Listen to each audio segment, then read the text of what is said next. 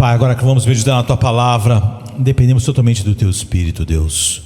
Não há nenhuma palavra que possa mudar, Senhor Pai, o coração do homem.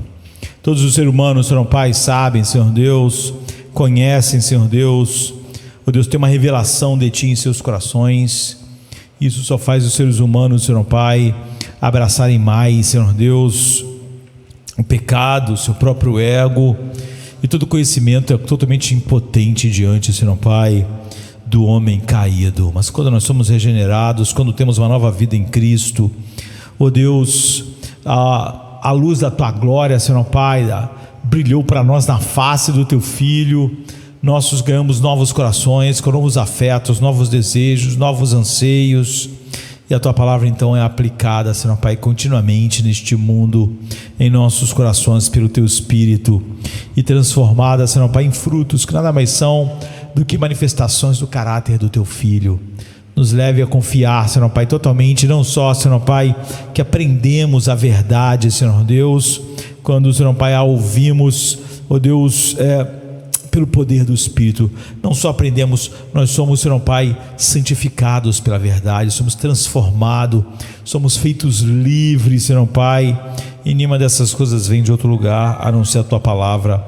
Então fala conosco em nome de Jesus, amém. Bom é cantar louvores a Deus, né? Davi dizia, fica bem cantar louvores a Deus. É tão bom esses domingos de manhã junto.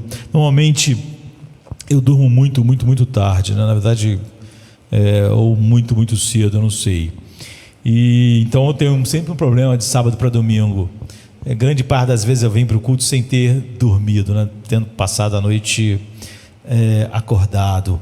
Mas estar junto em adoração sempre muda tudo em nossos corações, nos prepara, nos dá fome da palavra de Deus. E é assim que eu me sinto toda vez que estamos reunidos, e de manhã e à noite. E eu queria falar hoje, início do ano ainda, né? Estamos no primeiro mês do ano, e eu queria falar sobre uma das maiores promessas para nós, e que se você não usar essa promessa tão doce para você em sua vida, você vai perder tanto em 2023. A vida das pessoas estão tão estagnadas por causa disso. E normalmente o mais estranho é que quando homens fazem promessas para nós, muitas das vezes as pessoas ficam tão empolgadas com promessas de homens falhos, mesmo quando estão bem intencionados.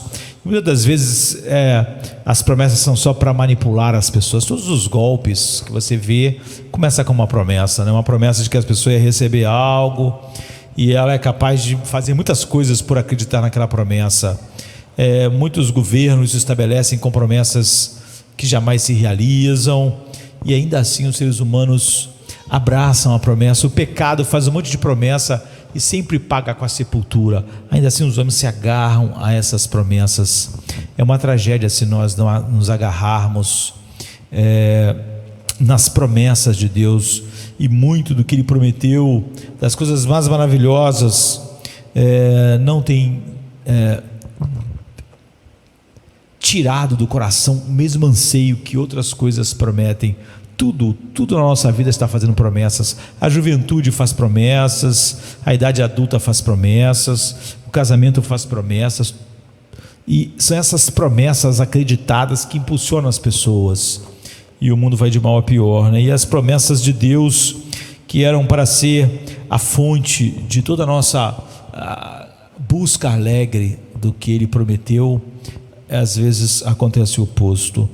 E essa é uma promessa que você precisa abraçar em 2023, e eu também, e olhar para ela. As promessas estão ali na Bíblia para massagear nossos corações, despertar imaginações santas, anseios, e nos colocar em ação.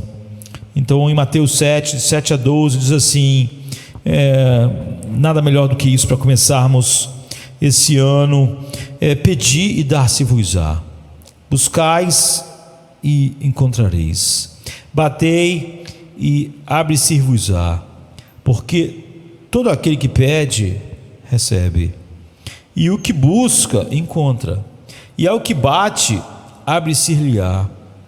E qual dentre vós é o homem que, pedindo-lhe pão ao seu filho, lhe dará uma pedra? E pedindo-lhe peixe, lhe dará uma serpente? Se vós, pois, sendo maus, sabeis dar boas coisas aos vossos filhos, quanto mais vosso Pai, que está nos céus, dará bens aos que lhe pedirem, ou lhe dará coisas boas aos que pedirem. Portanto, tudo o que vós quereis que os homens vos façam, fazei-o também vós, porque esta é a lei e os profetas. Então, quando você faz uma pausa para pensar em quem faz as promessas para nós, não é? Nós começamos o culto hoje dizendo que Davi está morrendo, são as suas últimas palavras. Ele está dizendo: minha família não foi o que devia ser e não é, mas tu prometeste como aliança eterna. Vê como Davi abraça a promessa de Deus. Você vê como na Bíblia os homens abraçam a promessa de Deus. Deus prometeu a Abraão que daria a ele uma terra e um povo, mas Abraão nunca viu terra nenhuma sendo dele. Ele nunca teve terras, nunca teve aquilo, mas ele morreu em paz, sabendo que Deus cumpriria a sua promessa, mesmo que ele não tenha visto. E assim é com todos os homens. É isso que as promessas de Deus são para nós. Esse Deus é real para nós, não é? E quando você faz uma pausa para considerar que Deus é infinitamente forte, e Ele pode fazer tudo o que lhe agrada, Ele fez tudo na terra e no céu como lhe agrada, que tudo que existe não é um oponente a Deus, já que tudo que existe recebe dele a vida, a existência e tudo mais. Então, quando você pensa que faz uma pausa para considerar que Deus é infinitamente forte e que tudo que Ele agrada Ele faz nos céus e na terra, mas que também esse mesmo Deus que é infinitamente forte, é infinitamente justo, e de modo que Ele só faz o que é certo. Ele é totalmente incapaz de fazer qualquer coisa que não seja certa e em consonância com a justiça e sua santidade, mas que Ele também é infinitamente bom, não é? De modo que tudo o que Deus faz é bom, não é? Tudo que Ele faz recebe dele mesmo aquela palavra quando Ele estava criando o mundo e viu Deus que era boa. Ele fez separou as águas, criou a luz, e cada vez Ele viu que era bom, né? Tudo que Ele faz é bom, perfeitamente bom. E também que Ele é infinitamente sábio, não é? Para que sempre saiba perfeitamente o que é certo e bom. Deus nunca está confuso. Isso será bom, isso dará certo, isso chegará a um bom propósito, isso vai funcionar. Não. Ele é infinitamente sábio para que sempre saiba perfeitamente o que é certo e o que é bom. E quando pensamos que Ele também é infinitamente amoroso, para que quando Ele faz algo, Ele faz com toda a força do seu coração. Quando Deus ama, nunca é um amor médio, não é? Mas quando Ele ama infinitamente. Ele diz: eu nunca afastarei o meu amor de ti. É assim. E Ele é infinitamente amoroso para que em toda a sua força, retidão, bondade, sabedoria e tudo que Ele Ele leve a alegria eterna do seu coração em seu Filho, no poder do Espírito, para o coração daqueles que Ele deu ao seu Filho. E quando você faz uma pausa para pensar nisso, então os generosos convites e promessas de Deus tomam uma cor totalmente diferente. Por isso que Davi podia dizer que mesmo com a família dele não sendo o que devia ser, ou seja, se dependesse da família dele, mereciam o oposto do que ia receber, esse Deus, nesse nível de magnificência, nos faz um chamado, nos faz promessas. Devia ser as únicas promessas que você devia se apegar de todo o coração. Como eu disse, o mundo é feito de promessas. Cada tentação é uma promessa. Cada homem à sua volta, cada político está fazendo promessas. As pessoas acreditam, lutam, abraçam, mas quando Deus nos faz esse convite generoso para pedir coisas boas a Ele, com a promessa de que Ele certamente nos dará, são as coisas mais maravilhosas que você pode ouvir. Porque pode haver pessoas que falam: olha, o que você quiser, você fala comigo, mas aquela pessoa tem limitações, ela não é tão sábia, ela não é tão amorosa, ela não é tão poderosa, ela não tem recursos infinitos. Então ela pode até falar isso, mas quando você mais necessitar, ela também está necessitada, e como é que ela vai te ajudar? Mas não aqui. Então, qual vai ser a maior tragédia de 2023? Não é o que vai acontecer na política nacional, nem mundial, não é o que vai acontecer no mundo da economia, não é se vai haver pandemias, não é se o meteoro vai cair no mundo. A maior tragédia na tua vida será a falta de oração. Portanto, não é difícil, é muito mais factível a maior tragédia acontecer na tua vida do que outra, como um meteoro cair no Rio de Janeiro e acabar com, sei lá, o hemisfério ocidental. Isso significa que uma das grandes tragédias de curto prazo na igreja é a pouca inclinação que você tem para orar. E o maior convite do mundo, para mim, é feito nessas palavras de Cristo. E incompreensivelmente nós nos voltamos regularmente para outras promessas. As promessas feitas aqui são tão imensas, mas o pecado faz uma pequena promessa, uma promessa se eu me empenhar, uma promessa para como eu usar meu dinheiro, uma promessa para o que eu devo focar a maior parte do meu tempo. E normalmente essas promessas são extremamente abraçadas.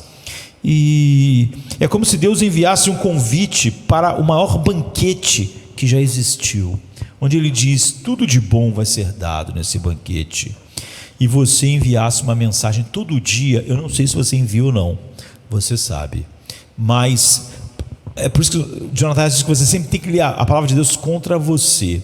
Não é? Quando você lê aquela parábola, Jesus dizendo que ele deu um grande banquete, um rei, e ele convidou as pessoas, e uma disse assim: olha, eu não posso ir, arrumei um trabalho novo e vou começar essa semana, não vou poder ir, infelizmente.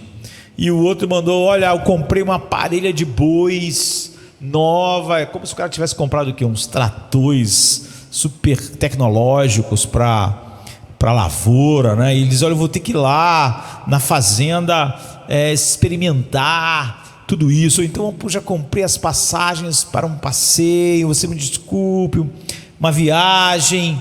E o outro diz: olha, eu vou casar, eu não vou poder ir no banquete. E cada um tem uma desculpa. Normalmente quando você ouve parábolas assim, você pensa: gente, como é que essas pessoas fizeram isso? Deus estava convidando elas para um banquete, onde ele colocaria todas as coisas maravilhosas. Essas pessoas preferiram essas coisas. Mas então, é como se Deus, quando Deus faz essas promessas sobre a oração e você não ora, é como se você diariamente, ou quando isso ocorre, é como se você mandasse uma mensagem de volta: ó Deus, eu comprei um campo e preciso vê-lo, é por isso que eu não tenho tempo de orar, é por isso que eu não tenho tempo para o banquete. Eu comprei 5 juntas de bois, eu devo examinar essas juntas de bois. Eu até queria ir na tua festa dessas promessas maravilhosas, esse grande banquete da oração, mas eu não tenho muito tempo, porque eu tenho que olhar as juntas de bois, ou então eu me casei e portanto eu não posso ir, como está em Lucas 14, de 18 a 20. Você vê, é fácil fazer o que essas pessoas fizeram todo dia e não uma vez. É fácil sempre ter outra coisa pela qual a gente diga a Deus: olha, eu tenho essa coisa aqui para fazer, ela é tão importante e eu não posso deixar de fazê-las. Então aquele grande banquete fica sem essas pessoas, porque elas acreditaram que outras coisas eram melhor. Agora nós temos que perguntar: é a nossa resposta diária a Deus? Quando você não ora, não é sempre por isso, você sempre não vai dizer que é porque tem alguma coisa, não é junta de bois para você, não é? não é que você casou, não é que você comprou umas terras, mas é alguma coisa. É alguma coisa que você tem que fazer. É alguma coisa que te promete coisas que foram maior. Então, uma nova inclinação para orar. É isso que nós precisamos. E é quase inacreditável como Jesus faz isso. Então, minha oração é que nesses breves minutos, essa palavra do próprio Jesus, né, a boca do próprio Deus falando em Mateus 7, e outras influências em sua vida, desperte uma nova inclinação para a oração em 2023 no seu coração. E eu espero que você peça a Deus para fazer isso. Enquanto nós olhamos o texto, você já ore a Deus, já esteja orando a Deus para que essa seja a realidade de 2023. Como eu disse, a maior tragédia vai ser você ficar o ano todo dizendo para Deus: eu comprei uma junta de bois, eu comprei, sabe, às vezes não é nem essas coisas assim, né? Aqui o cara disse: eu casei. Tem gente que comprou uma televisão nova, vai fazer enfim, as coisas mais fúteis. Então a gente pode olhar por duas etapas, e aqui nesse texto de Mateus 7, de 7 a 11, num período bem curtinho, não é, de espaço aqui, Jesus te dá 8 razões para orar. Agora, por que alguém faria isso? Por que alguém que vai te dar uma fortuna te daria razões? Parece que só o próprio fato de ser dado uma fortuna a você, uma riqueza imensa, não precisava te dar nenhuma razão. Você já estaria pronto. Você não ia perguntar assim: olha, eu vou te dar todas essas riquezas. Não, me dá algumas razões, senão eu não quero. Parece que quando alguém te convida para um grande banquete, o rei te convida para um grande banquete, você não pergunta por quê, qual é a razão? Senão eu não vou, tem que ter uma razão para você me convidar. Pelo contrário, você se sente lisonjeado. Como assim me convidar eu para a coroação do rei? Como assim eu ser chamado e não pedir razões? Mas Jesus, ele dá razões, dá não uma, não duas, dá 8. Em segundo lugar, a gente pode responder a questão de como devemos entender as promessas que receberemos quando pedirmos, encontraremos quando buscarmos, e abriremos, adentraremos quando as portas forem abertas, as portas que a gente vai bater. Então, desses 8 incentivos de Jesus para orar, é inacreditável que ele nos chame ao banquete e ainda tem que nos dar motivos e nos dê 8.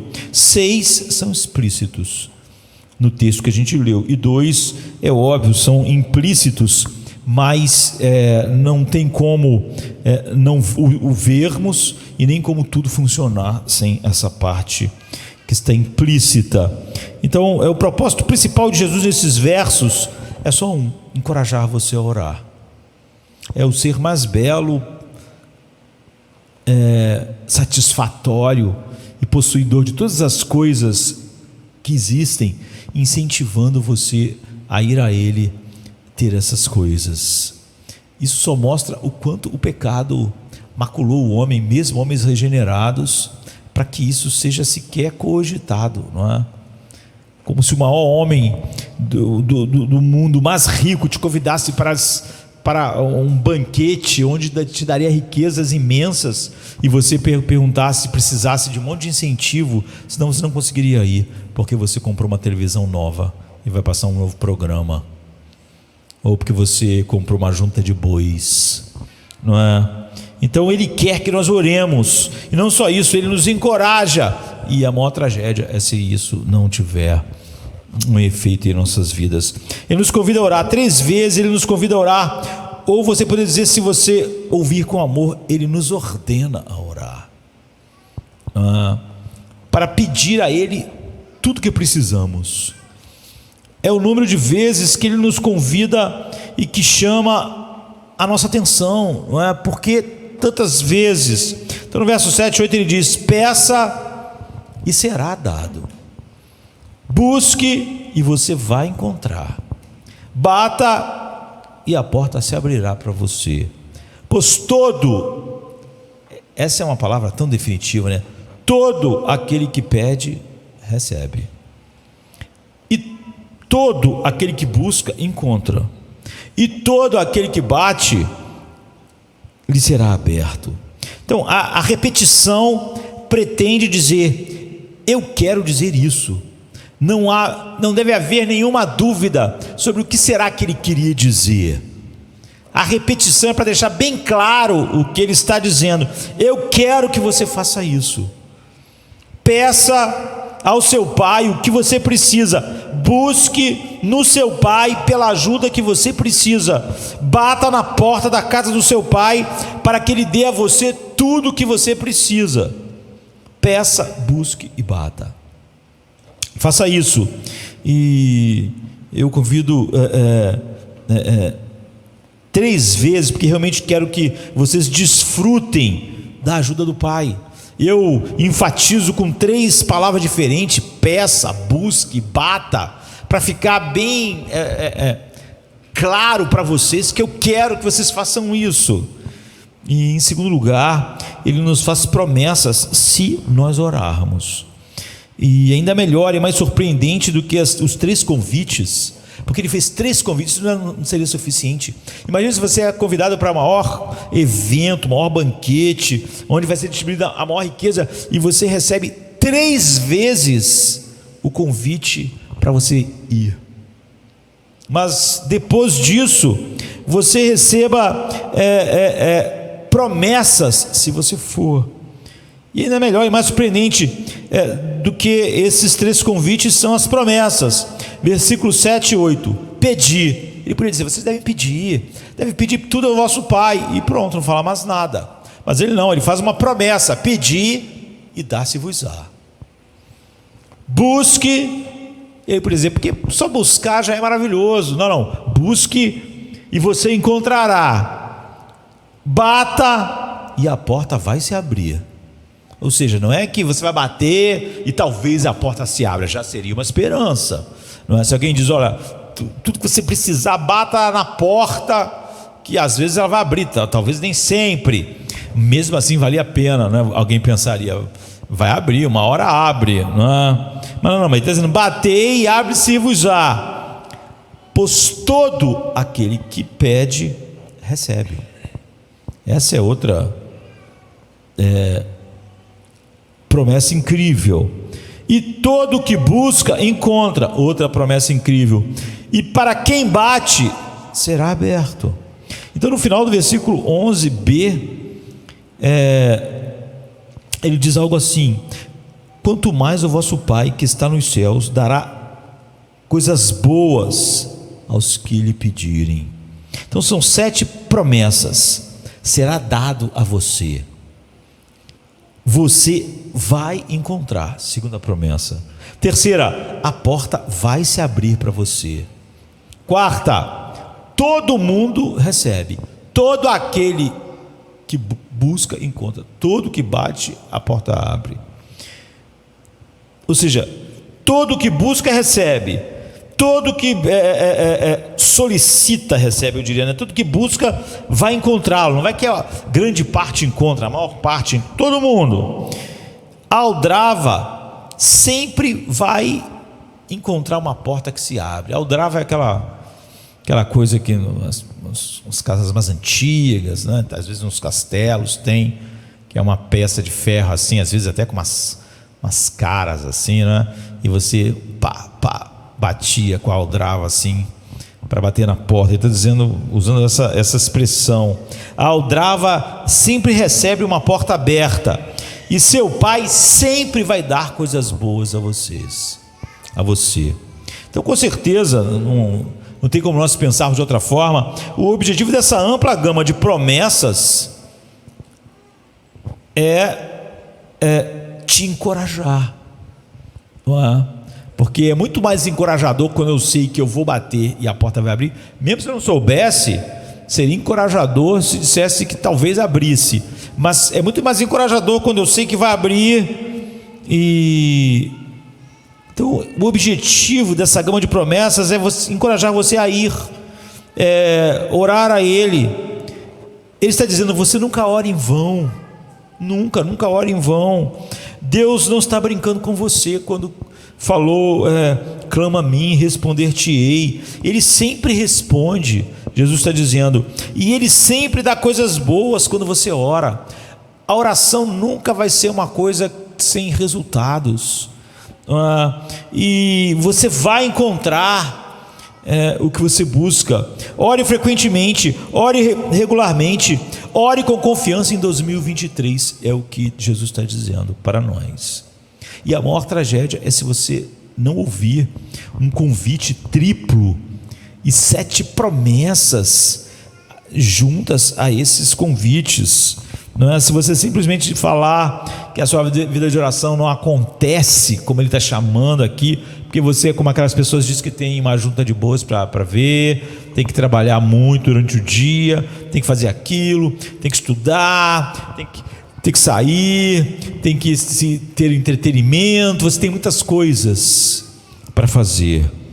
Então Jesus nos encoraja, Deus se torna disponível, em terceiro lugar, de diferentes níveis para nós. Isso é o aumento do encorajamento. Jesus nos encoraja não apenas pelo número de convites, não é? 3, depois pelo número de promessas, 7, mas pela tríplice variedade de convites que Ele faz. Ele faz esses 3 convites de uma maneira diferente. Em outras palavras, Deus está pronto para responder positivamente quando você o encontra em diferentes níveis de acessibilidade.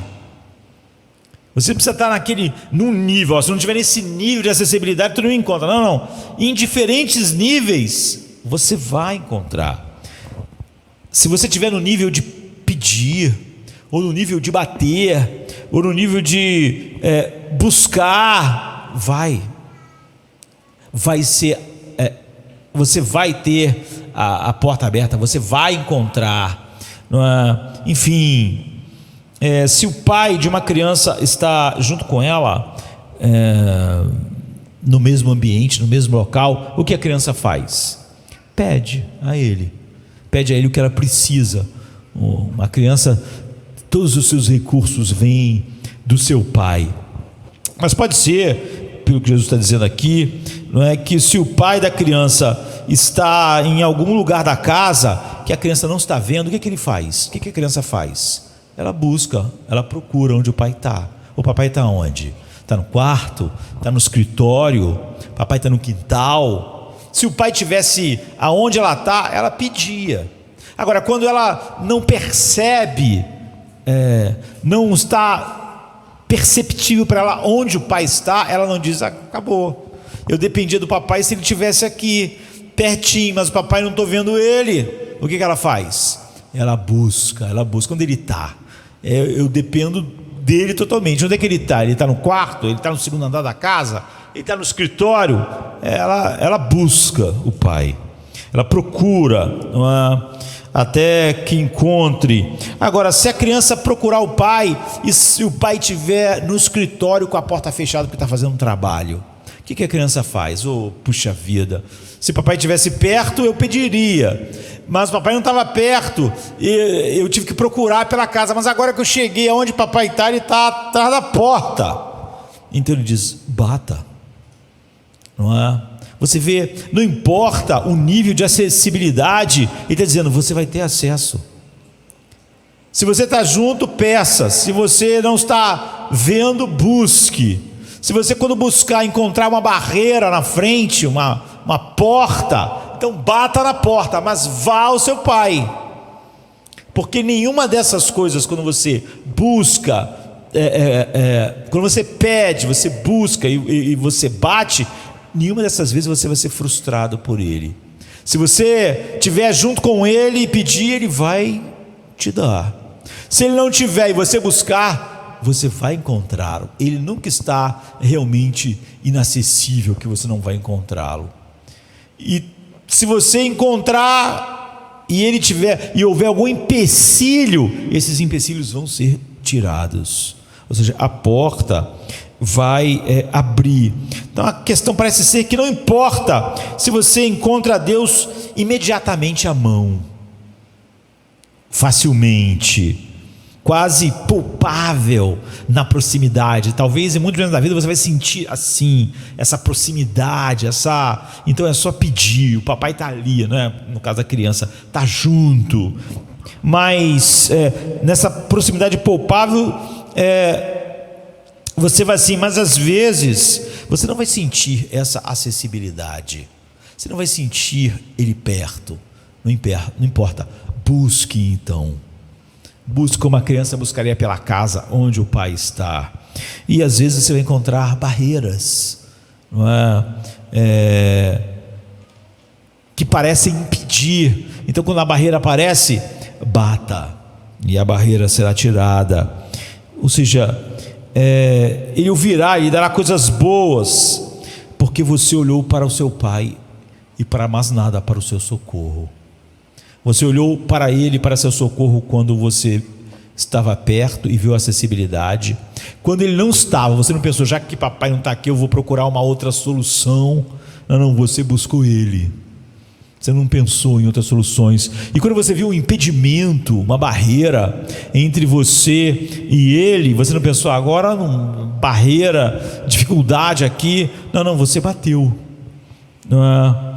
Essa é a terceira coisa. A quarta é que todo aquele que pede, recebe. Essa é uma dos encorajamentos de Jesus para a oração e promessa mais inacreditáveis, não é? Porque isso torna explícito que todo aquele que pede, recebe, e não apenas alguns. Está dizendo o seguinte: oração não é uma coisa que funciona na vida de algum filho de Deus. Todo filho de Deus em oração recebe de Deus a resposta.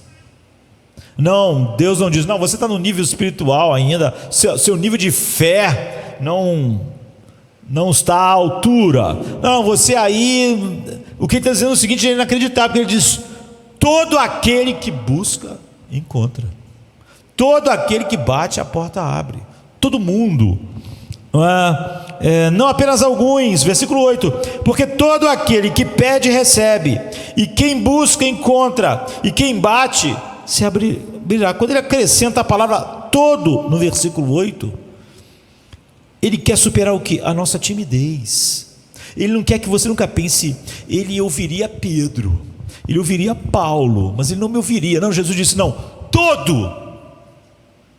Ele não ouve Elias, ele não ouve Abraão, ele não ouve o pastor. Todo aquele que busca, encontra. Ele está tirando que a nossa timidez, as coisas que às vezes vêm ao nosso coração dizendo, Deus não vai me ouvir. Ele está tirando de nós o que? A hesitação de que de alguma forma a oração funcionará para alguns, mas não para todos. A oração, Paulo bate e abre, Paulo busca e encontra, Paulo tem essa acessibilidade, mas eu não tenho. Não, ele está tirando essa hesitação de que de alguma maneira a oração funciona para alguns e não para todos. Claro, ele está falando, quando eu falo todos, ele está falando sobre os filhos de Deus. Ele não está falando sobre todos os seres humanos. Os seres humanos não têm acesso a ele para bater, pedir e encontrar. Um homem ímpio só pode... A única oração do homem ímpio que Deus ouve, a única, é a oração do pecador. É a oração que o Espírito leva um ímpio a orar, regenerando ele, e ele dizendo, se propício a mim, pecador. Nenhuma outra oração de Deus ele ouve de um homem ímpio. A ideia de que Deus ouve porque alguém pediu alguma coisa aconteceu. A providência de Deus está providenciando coisas no mundo, mas não em resposta à oração de um homem fora de Cristo. Isso aqui não tem nada a ver com o mundo. Se não tivermos Jesus como nosso tesouro, nosso Salvador, nosso tudo em tudo, então Deus não é nosso Pai, e esse texto não está falando sobre nós. Essas promessas não se aplicam a nós. As promessas da Bíblia sempre são assim. Deus ama com amor eterno, mas é óbvio que não ama os homens com amor eterno, senão nós vamos para o inferno, não é? Ele também odeia com um ódio eterno. Então Deus como nosso Pai, essas promessas não se aplicam a nós se nós não somos seus filhos. João 1,12 diz: a todos os que o receberam, Cristo, e Jesus disse que todo aquele que o Pai dele deu a ele virá a ele, todos aqueles que o receberam, que crerem em seu nome, ele deu o direito de se tornarem filhos de Deus. Só esses, não é? Então, para nos tornarmos filhos de Deus, devemos estar em Cristo. Fora de Cristo, nenhum do que foi falado aqui, nada do que foi falado aqui é verdade para a vida de alguém. É para essas pessoas e só para elas. Para aqueles que estão em Cristo, todo aquele que recebe, que está em Cristo, recebe todas essas coisas boas do Pai.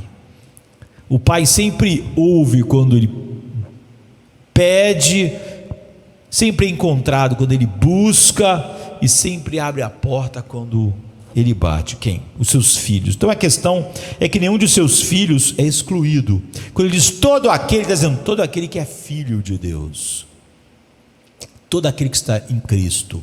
Não é alguns, não é os mais espirituais, e todos são bem-vindos e convidados a vir. Martim Lutero, não pregando a respeito desse texto, ele diz como é maravilhosa a maneira como Jesus motiva, está nos motivando aqui. Lutero diz: ele sabe que nós somos tímidos e retraídos. E por que nós somos tímidos e retraídos? Lutero disse: nós realmente somos filhos de Deus, porque nós sabemos que somos indignos, nós sabemos que não merecemos, nós sabemos que não merecemos que Ele nos ouça, não é? E nós nos sentimos indignos, incapazes de apresentar nossa necessidade a Deus. Lutero diz: nós pensamos que Deus é tão grande e nós tão pequenos, e tudo em nós tão insignificante, que nós perdemos ousadia na oração. Lutero diz, pregando sobre esse texto, e ele diz: é por isso que Cristo quer nos afastar de todo pensamento de timidez, tirar nossas dúvidas e nos fazer seguir em frente com confiança e ousadia. Sermão da Montanha, página 243, de Lutero. Em quinto lugar, nós estamos voltando para o nosso Pai. Não o deixemos aqui implícito. Agora vamos dizer explicitamente, com sua própria força. Quando chegamos a Deus por meio de Cristo, estamos indo diretamente ao nosso Pai. O versículo 11 diz: se vós, que sois maus, sabeis dar boas dádivas aos vossos filhos. Ele está dizendo: imagina eu como pai. Se vocês são maus, sabeis dar boas dádivas aos vossos filhos. Aqui ele bota de uma maneira explícita que está falando com os seus filhos. Quanto mais vosso Pai, está vendo a expressão que ele usa, né? Que está nos céus, dará coisas boas aos que lhe pedirem. Então Pai não era um rótulo descartável para Jesus. Toda oração de Jesus, Deus chamava a Deus de Pai, Pai Santo, sempre com reverência.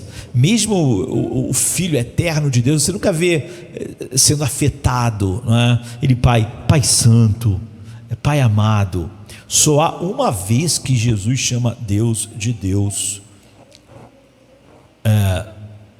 nos evangelhos, quando ele está debaixo da ira infinita de Deus por causa do seu povo. Então ele diz: Deus meu, por que me desamparaste? Todas as outras vezes ele chama Pai, o Deus Pai, de Pai. Então Pai não era um rótulo descartável para Jesus.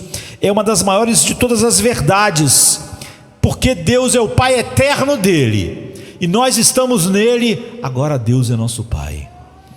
E a implicação é que Ele nunca dará nada ruim para nós. Como Ele é nosso Pai, Deus nunca vai dar algo a nós destrutivo, nunca vai dar algo a nós que seja ruim para nós, porque Ele nos dá como seus filhos. Nunca. Ele é nosso Pai. Ele não quer só nos agradar, ou se livrar de nós, não é? Como nós, pais, às vezes damos algo aos nossos filhos só porque eles estão nos perturbando, e nós queremos nos livrar da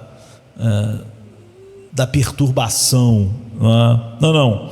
Ele, como pai, Jesus diz, vai só nos dar coisas boas, compatíveis com o coração de pai que ele tem. Em sexto lugar, nosso Pai Celestial é infinitamente melhor do que nosso Pai terrestre. Então Jesus nos encoraja a orar, nos mostrando que o nosso Pai Celestial é incomparável com o nosso Pai terrestre. O nosso Pai terrestre não é a base de como Deus é. Eu já disse que, apesar de a gente falar que as coisas, que a água é uma metáfora, né? Quando Jesus diz eu sou a água da vida, ele está usando uma metáfora. Quando ele diz eu sou o pão, ele está usando uma metáfora. Na verdade, a gente usa essa linguagem, mas o que está acontecendo é um pouco diferente, né? Porque, como parece metáfora, parece que a gente está dizendo assim: Jesus não é o pão, pão é pão, mas aquilo ali tem uma característica que mostra Cristo. Então vamos usar o pão como uma metáfora para Cristo, mas essa não é a verdade. Nós não vamos deixar de usar as expressões assim, porque nós podemos entendê-las quando estão sendo usadas. Na verdade, Jesus é o pão eterno, e Deus criou o pão como algo que aponta para o pão verdadeiro. Não é que o pão verdadeiro é o que está na sua mesa, e Jesus não é pão que satisfaz e que alimenta, e que aquele pão verdadeiro aponta para uma característica de Cristo. Não. A verdade é oposta, que Ele é o pão verdadeiro, e aquilo ali chamado pão aqui para a gente só foi criado para mostrar que a única coisa que nos alimenta e satisfaz é Ele, que Ele é o pão. Aquele é que não é o pão verdadeiro. Quando a gente fala que, quando fala da água, é uma metáfora, porque isso aqui é água e Ele não é água, mas isso aqui tem uma característica de satisfazer, de matar a sede, de satisfazer. Então essa é a verdadeira água, e isso tem uma característica que aponta para Ele. Mas não é verdade. Ele é a verdadeira água que satisfaz, e a água foi criada para nos mostrar o que Ele faz infinitamente em nossa alma. Então nosso Pai Celestial é melhor do que o Pai terrestre. Não é que o Pai terrestre é nosso Pai e tem umas características que nós podemos dizer que Deus é nosso Pai. A Bíblia diz que toda a paternidade é tomada de Deus. Ele é o Pai eterno, não é? Então Jesus nos encoraja a orar, mostrando que o nosso Pai Celestial é infinitamente melhor do que o nosso Pai terreno, e com muito mais certeza nos dará coisas boas do que os pais terrenos normalmente fazem para seus filhos. Não há mal em nosso Pai Celestial, mas há muito mal em nossos pais terrenos. São pecadores, em muitos momentos são impulsionados apenas pelo seu ego, pelo seu autointeresse. No versículo 11 ele diz: se vós, pois, que sois maus, sendo pais, sabeis dar boas dádivas aos vossos filhos, quanto mais vosso Pai que está nos céus dará coisas boas aos que lhe pedirem. Então eu estou ciente, Jesus estava ainda mais ciente de que nossos pais terrenos são pecadores e são maus. Aí você diz: olha, mas tem tantos pais fazendo coisas boas pelos filhos, tantos pais também fazendo coisas ruins, mas realmente há uma grande predominância de pais querendo coisas boas para o filho. Isso é só a graça comum de Deus operando, não é a natureza caída do homem em operação. Eu estou ciente, e Jesus estava ainda mais ciente, de que nossos pais terrenos são pecadores, e é por isso que a Bíblia repetidamente chama a atenção não apenas para a semelhança entre os pais terrenos e o Pai Celestial, mas também a Bíblia toda hora ressalta a diferença entre eles. Eu poderia mostrar vários textos, mas por exemplo, em Hebreus 12:9, quando está falando sobre a disciplina paterna, ele diz assim: além do que tivemos nossos pais segundo a carne, que são nossos pais, para nos corrigirem, e nós os reverenciamos, não nos sujeitaremos muito mais ao Pai dos Espíritos para vivermos? Porque aqueles, na verdade, por um pouco de tempo, quer dizer, os nossos pais da terra, nos corrigiram como bem lhes parecia, mas este para nosso proveito, para sermos participantes da sua santidade. Ou seja, os nossos pais nos corrigiam, mas nem sempre eles faziam isso da maneira correta. Muitos pais, e isso é péssimo, né? Isso é exatamente o oposto do que um pai em Cristo deve fazer.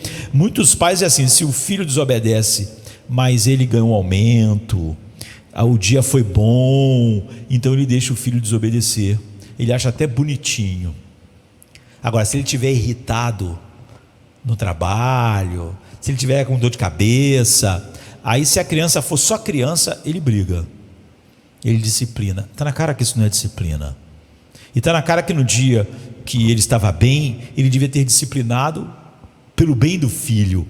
Podia ser o dia mais feliz da vida dele, que ele ganhou aumento, foi promovido, foi um dia maravilhoso. Mas se há uma ordem, e se o filho desobedece à ordem, o filho deve receber disciplina, porque isso não tem nada a ver com, não devia ter nada a ver com o meu humor, mas com o melhor para a criança. Como também, quando tudo do meu dia foi ruim, sabe, quando as pessoas dizem assim: não mexe comigo hoje eu não estou no dia bom. Então, não é que a criança está fazendo algo de errado ou não, é que eu não estou no dia bom. Tudo vai fazer eu trazer uma falsa disciplina para os terrenos, né? Ele está dizendo: isso nunca vai acontecer. Na verdade, em Deus, toda correção ao presente não parece ser de gozo, senão de tristeza, mas sempre a correção dele produz um fruto pacífico, de justiça nos exercitados por ela. Portanto, tornai a levantar as mãos cansadas e os joelhos desconjuntados. Então, nossos pais não nos corrigiram da maneira adequada sempre, mas ele sempre faz isso. Então você vê que não mostra só semelhanças, mas mostra as diferenças. E ele diz: sede vós, pois, perfeitos, como é perfeito o vosso Pai que está nos céus. Que pai poderia dizer isso para os seus filhos? Que pai na terra poderia dizer no final do dia para o filho: filho, seja perfeito como o papai foi durante o dia? Seria a hipocrisia levada à potência máxima, não é? Mas ele pode, porque há uma diferença imensa entre ele e os pais terrenos. Então Jesus vai além do encorajamento de meramente dizer que Deus é teu pai, o meu pai. Ele diz que Deus sempre é infinitamente melhor do que o melhor pai terreno, porque todos os pais terrenos são maus em si mesmos. E Deus, não existe sombra nenhuma dele. Não existe nada mal em Deus. Enquanto não é que existem coisas más nos pais terrenos, eles são maus. Se vós, que sois maus, dão coisas boas aos vossos filhos, quanto mais o vosso Pai que está nos céus. Jesus é muito direto aqui. Eu diria que ele não é nada lisonjeiro. Esse é um exemplo claro da crença de Jesus e do ensino da pecaminosidade universal dos seres humanos, e que em si mesmo todo ser humano é mau. Ele assume que todos os seus discípulos, Pedro, Tiago, João, eram maus. Então ele não é lisonjeiro, não é? Ele assume que todos os discípulos são maus, e ele não escolhe uma palavra mais branda, porque a gente gosta de usar palavras brandas para a situação do homem. Jesus para dizer: porque se vós, que sois pecaminosos, sabeis das coisas boas, seria mais brando, não seria? Pecaminoso, é verdade, eu tenho pecados. Ele diz assim: se vocês que são fracos dão coisas boas aos vossos filhos, você ia dizer: realmente sou fraco, né? Eu fraquejo às vezes. Ele podia ter usado palavras que a gente gosta de usar, brandas, mas ele simplesmente diz aos seus discípulos maus, ponerói. Ele diz maus, ele não usou uma palavra branda. Então nunca limite sua compreensão da paternidade de Deus à experiência do seu próprio pai. Eu acho sempre hipócrita quem diz assim: eu tenho uma dificuldade em me relacionar a Deus como pai, porque meu pai foi abusivo. Ora bolas.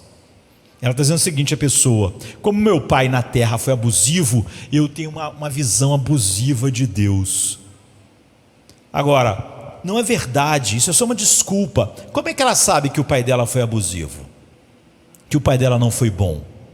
Se o pai dela, que é o padrão, que até ela mede Deus, então como é que ela sabe que ele não foi um bom pai? Como é que ela sabe que aquilo é abuso? Então é óbvio que ela tem um padrão maior do que o seu pai. É óbvio que ela sabe que o pai dela não pode ser o padrão para Deus. Uma pessoa que diz isso só está jogando de palavras para disfarçar o seu desinteresse em Deus, botando a culpa em outra pessoa, seu pai. Então nunca limite sua compreensão da paternidade de Deus à experiência com o seu próprio pai. Em vez disso, tenha certeza de que Deus não tem nenhum dos pecados, limitações, fraquezas ou problemas do seu pai.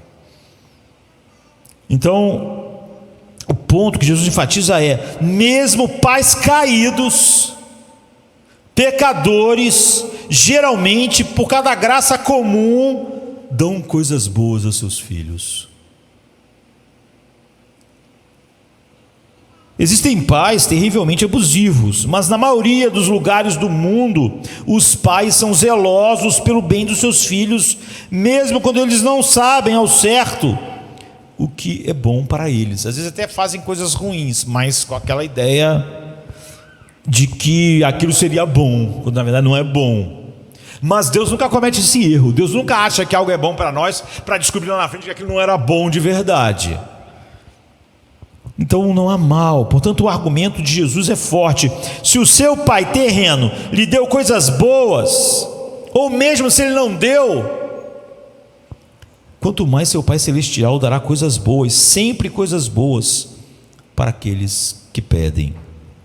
E há algo implícito aqui que sublinha o encorajamento, número 4 acima, que é a palavra todos.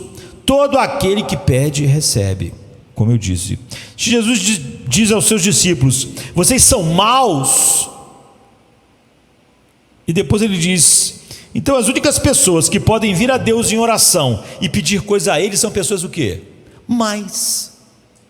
Se vocês são maus, o que ele está dizendo é o seguinte: todo mundo, todos os filhos de Deus que oram a Deus são maus.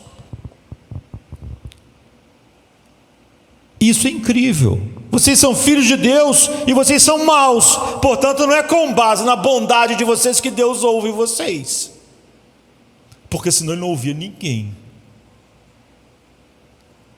Vocês são filhos de Deus e vocês são maus. Em outras palavras, mesmo depois de você ter sido adotado por Deus em sua família, há o pecado remanescente em você. Não há o pecado judicial sobre você, mas a presença do pecado poluidora está lá. Mas Jesus diz: todos receberão, cada um dos filhos maus de Deus vão receber. Como isso é possível? Como é possível? Ele está dizendo o seguinte: Deus só responde oração de filho mau, porque todos vocês são maus. Como isso pode acontecer? Então, em sétimo lugar, podemos confiar na bondade de Deus, porque, primeiro, Ele nos fez filhos. Apesar de sermos maus, Ele nos deu a maior de todas as coisas. Por que Ele não nos daria as outras? Aqui está outro encorajamento que é implícito para orar: Deus nos dará coisas boas como filhos, porque primeiro Ele deu a você soberanamente a adoção. Ele fez de você mal o seu filho, e isso é a maior coisa que Ele podia te dar. As outras coisas que a gente pede, bate, busca, são muito menores do que o que Ele já deu. Então é óbvio que eu peço, bato e busco, sou mal e recebo, porque eu sou mal e ainda assim Ele me fez seu filho, o que é muito maior do que as outras coisas que Ele vai me dar. Esse insight sai de Agostinho. Agostinho diz assim, pregando sobre esse texto: pois o que Ele não daria agora aos seus filhos quando eles pedem, quando Ele já concedeu exatamente isso, a saber, que eles sejam seus filhos. Ele já deu a maior de todas as coisas. Já vimos que ser filho de Deus é um dom que nós recebemos quando somos levados a Cristo. João 1,12. Jesus disse aos fariseus assim em João 8,42: se Deus fosse o pai de vocês, vocês me amariam. Mas Deus não era o pai deles, então eles não amavam Jesus. Amar o Jesus verdadeiro, ter alegria, ver a sua glória, é uma evidência de que alguém é filho de Deus. Eles rejeitaram Jesus. É óbvio que você pode amar um Jesus que você criou, mas isso não faz de você o filho de Deus. Portanto, nem todos são filhos de Deus, mas se Deus nos fez seus filhos livremente, soberanamente, nos predestinou para a adoção de filhos na eternidade, nos fez seus filhos livremente, quanto mais Ele nos dará todas as coisas. Então, qual é o fundamento da oração? Nunca ore a Deus porque você é bom. Nunca ore a Deus dizendo para Ele, porque você fez isso, Ele deve te ouvir. Nunca ore a Deus que Ele faça algo pelo mundo por causa de quão valoroso o mundo é. Nunca ore por um parente seu porque você acha que ele é muito valioso. Deus não ouve nossas orações baseadas nisso. Deus ouve a oração de filhos maus, mas Ele fez de homens maus seus filhos soberanamente. Por adoção, Ele os predestinou para a adoção de filhos. Nunca chegue a Ele com nenhum aspecto da sua bondade como razão para Ele te ouvir. Então, por que Ele vai nos ouvir? Por uma única razão. Finalmente, implícita nessas palavras está a cruz de Cristo como fundamento para todas as respostas à nossa oração. Deus só nos dá qualquer coisa como resposta à oração por causa da cruz. A razão pela qual a gente diz isso é porque Ele nos chama de maus e ainda assim disse que nós somos filhos de Deus. Agora, como é que nós podemos ser maus e filhos de Deus? São coisas incompatíveis. Seria uma impossibilidade. Como pode ser que pessoas más sejam adotadas como filhos por um Deus 3 vezes santo? Como? Como podemos presumir ser filhos de Deus, quanto mais pedir e esperar receber, buscar e esperar encontrar, e bater e esperar que a porta se abra? Jesus deu a resposta várias vezes. Em Mateus 20, 28 ele disse: o Filho do Homem não veio para ser servido, mas para servir e dar sua vida em resgate de muitos. Ou seja, Deus nunca nos ouve por outro motivo que não seja a cruz. Não apele para motivos falsos.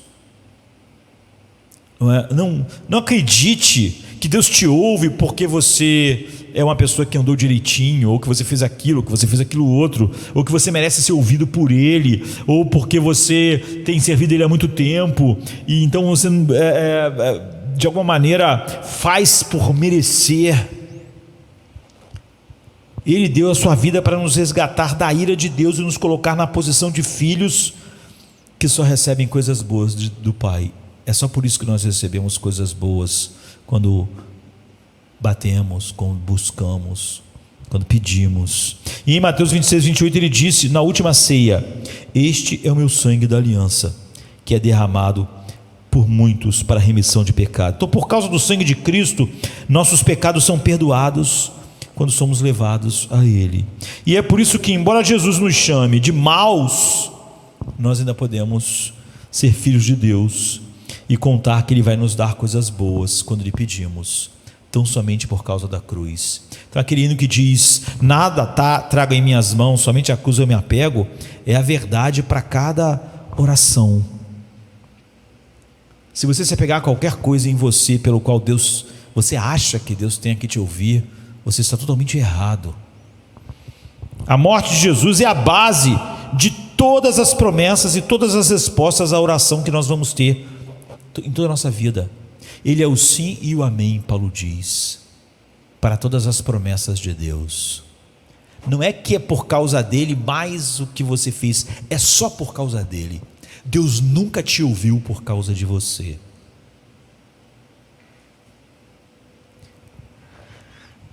E é por isso que dizemos em nome de Jesus quando oramos. Nós sabemos, tu não nos ouve por causa de nós. Fora deles, nós só somos maus mesmos. Mas agora, nós somos maus que foram feitos por causa dele, seu filho. E sendo filho, ainda que em nós mesmos maus, por causa só do que Ele fez, Tu nos ouve agora como filhos. E é por isso que você pode começar a oração também em nome de Jesus. Seria bom para você lembrar que não pode pedir nada que não possa ter sido comprado pelo sangue de Jesus. Portanto, se você pede algo que desonra a Deus, você acha que Jesus comprou com seu sangue algo que desonra o Pai dele? Então aquilo não é digno de uma oração. Se você vai fazer uma oração totalmente baseada no seu ego, no seu vitimismo, na sua autopiedade, você acha que Jesus comprou essas coisas com seu sangue para você? Então você não faz orações baseadas nessas coisas. Então quando você começa a oração, se você pensar em nome de Jesus, Ele vai me ouvir por causa de Jesus, para a glória de Jesus. Você só vai pedir coisas e orar por coisas que estejam, que você possa ligá-las à glória de Jesus, à honra de Jesus, ao valor de Jesus, para a glória de Jesus. Tudo depende disso. O resumo até aqui é que Jesus realmente quer nos encorajar a orar. Por que mais falar assim sobre oração se o objetivo dele não fosse que em 2023 você orasse? Por que tanto incentivo? Por que tanta promessa? Então Ele nos dá um encorajamento, após encorajamento, pelo menos 8, e aí vem a última pergunta, uma pergunta final: como devemos entender esses 6 promessas que Ele deu para nós encerrarmos? Pedi e dar-se-vos-á, busque e você encontrará, batei e abre-se-vos-á, pois todo aquele que pede recebe, e quem busca encontra, e quem bate será aberto. Significa que tudo o que um filho de Deus pede, ele recebe? Acho que é óbvio que o texto responde para nós de maneira suficiente, não é? Não conseguimos tudo que pedimos a Deus, e não devemos receber tudo que pedimos a Deus. Na verdade, não queremos receber tudo que pedimos a Deus. A razão pela qual eu digo que não devemos é porque, na verdade, nós primeiro nos tornaríamos Deus se Deus fizesse tudo que a gente quisesse. Ou seja, se a questão era que Deus devia fazer toda a minha vontade, quem era o Deus do mundo? Era eu. Não é? Se Deus ouve todas as orações, todos os desejos de Josemar, qual é o desejo que está governando o mundo? Qual é o plano que está dirigindo todas as coisas? É Josemar. Não devemos ser Deus. Deus deve ser Deus. Nós não queremos ser Deus. Nós queremos que Ele seja Deus. E a razão pela qual eu digo que não desejamos obter tudo que pedimos é porque nós seríamos obrigados a carregar o fardo da sabedoria infinita que nós não temos. Quando nós pensamos assim: olha que situação difícil o mundo está, se aquela pessoa lá morresse ia resolver tudo. Como você sabe? Como você sabe se aquela pessoa morresse, outra pessoa muito pior não estaria naquele lugar? Como você sabe que se aquela pessoa morresse, qual seria a consequência disso daqui a 100 anos? Você não sabe. Você é muito limitado para saber realmente. Você teria que ter o peso da sabedoria infinita para que a sua vontade fosse boa agora e daqui a 100 anos, e que os efeitos dela fossem bons daqui a 2.000 anos.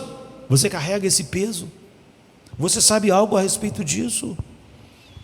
Essa é a razão pela qual eu digo que não desejamos, porque não podemos carregar o fardo da sabedoria infinita. Nós simplesmente não sabemos o suficiente para decidir infalivelmente como cada decisão vai acabar.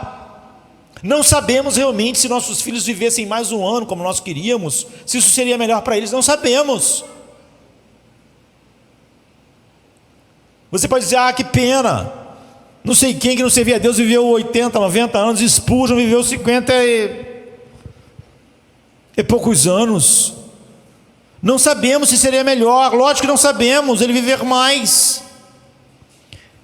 Nós simplesmente não sabemos o suficiente para decidir infalivelmente como cada decisão vai acabar e quais devem ser os próximos eventos das nossas vidas.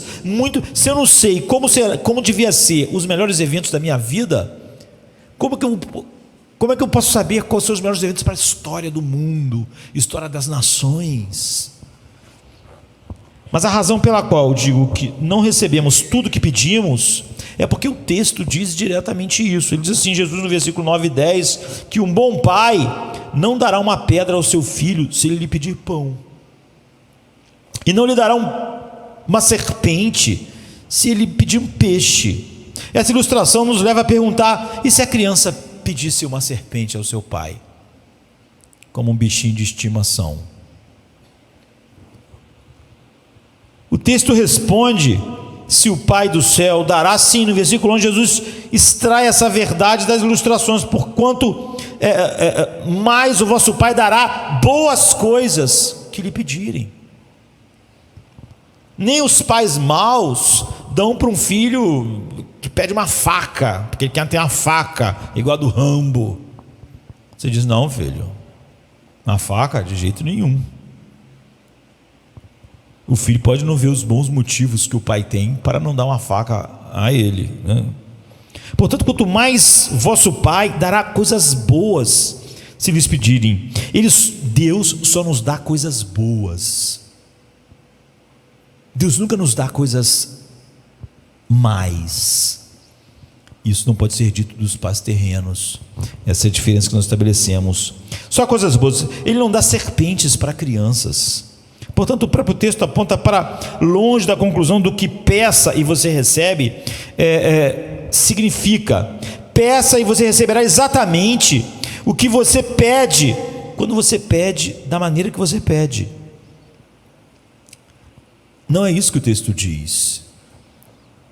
E não significa isso. Se nós considerarmos a passagem como um todo, ela diz: quando pedimos, buscamos e batemos, quando oramos como crianças, não é? Que é como ele está falando, crianças necessitadas, desviando o olhar de nossos próprios recursos, dizendo: eu dependo, como a criança depende totalmente do Pai, aqui do Pai Celestial, Ele nos dará coisas boas.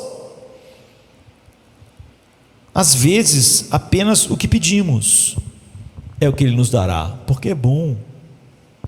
Às vezes, apenas quando pedimos.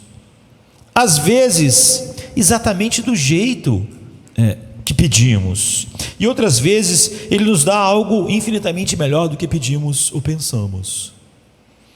Como Paulo diz, ou em um momento que Ele sabe que é melhor, ou de uma maneira que Ele sabe que é melhor. É claro que isso testa a nossa fé. É claro que as crianças pequenas são pecadoras e elas têm dificuldades, mas é claro que crianças pequenas têm que confiar em seus pais. Não é? Porque se pensássemos que algo diferente era melhor, nós teríamos pedido em primeiro lugar. Mas nós não somos Deus. Nós não somos, como vimos, infinitamente fortes. Nós não somos infinitamente justos. Nós somos maus. Nós não somos infinitamente bons, nem infinitamente sábios, nem infinitamente amorosos. E portanto, é uma grande misericórdia, a maior de todas as misericórdias para nós e para o mundo, que nós não recebamos de Deus tudo que pedimos a Ele. Mas se aceitarmos essas palavras de Jesus, quantas bênçãos nós nos perdemos porque não pedimos, buscamos ou batemos. Porque se tivéssemos pedido, buscado e batido, pedindo a Deus o que precisamos, o que sentimos que necessitamos, Ele vai nos dar aquilo, ou vai nos dar algo melhor do que aquilo para aquela situação, mas sempre Ele vai dar, sempre a porta vai abrir. Pense no quanto você perde quando não mora. Bênçãos para nós mesmos, bênçãos para as nossas famílias, bênçãos para a nossa igreja, bênçãos para a nação, bênçãos para o mundo. Eu outro dia estava lendo um sermão dos Spurgeon, estava dizendo que era sobre oração, não lembro mais, né? Tanta coisa, mas ele estava dizendo que um menininho, ele ganhou um anel do pai, ele adorou um anel, e ele, voltando da escola, perdeu o anel. Era um anel que tinha um certo valor. E o menino ficou muito triste, porque ele perdeu o anel. E ele chegou em casa e ele foi orar a Deus por causa do seu anel. Era uma criança, não é? E a irmã dele também era uma criança e falou assim: por que você está orando a Deus por causa do anel? Você acha realmente que Deus vai se portar com um pequeno anel? Ou então só porque você está orando você vai achar o anel? E Spurgeon disse que o menino deu uma resposta à irmã muito mais sábia do que muitos crentes que deviam ser maduros. Ele disse: minha irmã, talvez Deus não realmente me deu o anel de volta. Eu não acho que Ele vai porque eu estou orando me fazer achar o anel, mas Ele pode me dar a alegria que eu tinha quando tinha um anel, mesmo sem ter o anel. E não vai ser a mesma coisa, porque eu perder o anel, o problema não é que tirou uma alegria de mim. E se Ele me der essa mesma alegria, mesmo sem me dar o anel, não vai ficar tudo igual, não vai ficar tudo bem. Então é óbvio que eu vou orar. Olha, há mais sabedoria nessa criança do que na maioria das pessoas. E então, o que eu tenho a dizer é: junte-se a mim em um ano novo de compromisso, de reservar tempo para oração. Nunca mande diariamente para Deus recados: eu comprei uma junta de boi. E apesar dos convites, dos 3 motivos que Jesus dá, das 8 promessas, eu não posso, porque eu tenho que fazer aquilo, tenho que fazer aquilo outro. Não posso ir ao teu banquete maravilhoso, Pai. Não posso. Eu me casei, eu tenho que trabalhar, eu tenho que fazer isso, eu tenho que fazer aquilo. Porque aquilo que a gente vê naquela parábola e pensa: como é que as pessoas puderam fazer isso? Às vezes é o que a gente faz todo dia. Não orei. Por que não orei? Porque eu não tive tempo. Eu tive que olhar minha junta de bois. Eu tive que não casar, mas dar atenção para minha família. Eu tive que dar atenção para o meu emprego. Eu tive que dar atenção a tantas coisas, Deus. Não deu tempo de ir na tua festa. Não deu tempo de ir no teu banquete. Eu achei que as promessas dessas outras coisas iam ser mais satisfatórias para mim. Então, que ao invés disso você se junte a mim, não é? E reserve diariamente um tempo de oração sozinho, em família, com amigos, não é? Com irmãos. Faça uma aplicação estendida desse sermão, porque a maior tragédia em 2023, você não precisa olhar para a internet para ver o que vai acontecer nas guerras, nos governos. A maior tragédia vai ser se você não orar. Se apesar de não só haver esse banquete do seu pai para seus filhos, Jesus dá motivos, 3, 8 promessas, todas essas maravilhas, e você dizer: eu comprei uma junta de bois, comprei um carro novo, eu preciso testar, agora eu tenho uns dias, preciso passear, e sempre ter uma desculpa, para que no final do dia você não tenha ido à festa do seu pai, que tem todas as coisas boas e que sempre vai dar para você, sem exceção. Vamos ficar de pé. Pai, obrigado por esta manhã.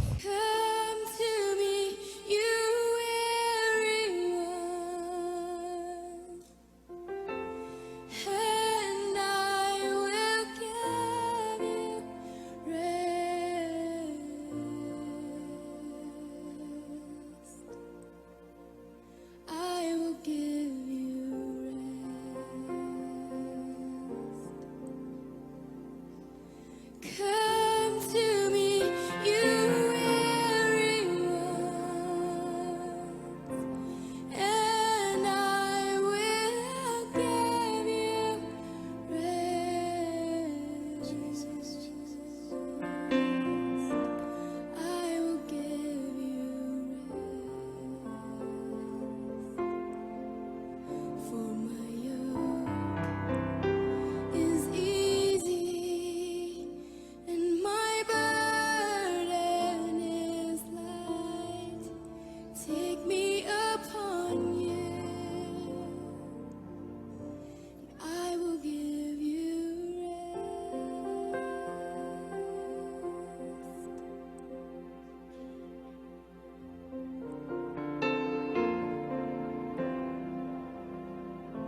Come to me, you broken one, and I will give you peace.